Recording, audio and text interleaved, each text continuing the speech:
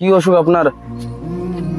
বুকের হাইফাই বুকের কি পাও কি এই যে পা ব্যথা? হাইফাই মানে নিঃশ্বাস নিতে পারে না।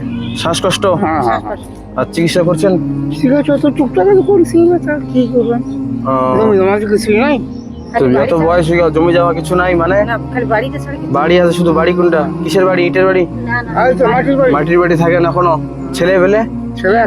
একটা ছেলে। ছেলে কোথায়? বাড়িতে- দেখে না ছেলে আপনাকে? হ্যাঁ, ওই না দেখার মতো। না দেখার মতো? হুম। তো আপনার চোখে জল কেন? সবার চোখে জল কেন?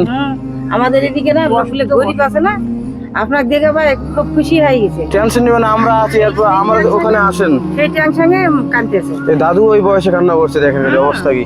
ওই আমি কান্না আমি বুঝতে থাকলেও পারছি, মানে এমনি উপরে উপরে হাসছে, বুঝতে পারলেন, কিন্তু ভিতরে কান্না করছে। হ্যাঁ, কত হারা দেখি হারা। তো টেনশন নিতে হবে না দাদু, আমি আছি, সমস্যা নেই। আপনার বাড়ি যাবো একটু পরে, আমরা একটু ঘুরে আসবো, বাকি অন্য সময় টেনশন নিতে হবে না। আপনি কোনো সমস্যা হলে আমাদের ওখানে আসুন, আমার ফুল সাপোর্ট আছে।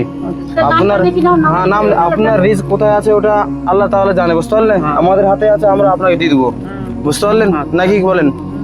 আপনি এখন ওই বুড়া বয়সে বেঁচে আছেন, এটা শুকরিয়া আদায় করেন আল্লাহর কাছে। নামাজ পড়ার সুযোগ পাচ্ছেন, রোজা রাখার সুযোগ পাচ্ছেন, এটা লাখ লাখ শুকরিয়া। কত মা, কত ছেলে, কত মানুষ দুনিয়া থেকে চলে গেছে। দোয়া করেন সবসময়, আমাদের জন্য দোয়া করেন, ওদের জন্য, সকলের জন্য দোয়া করেন। বাবা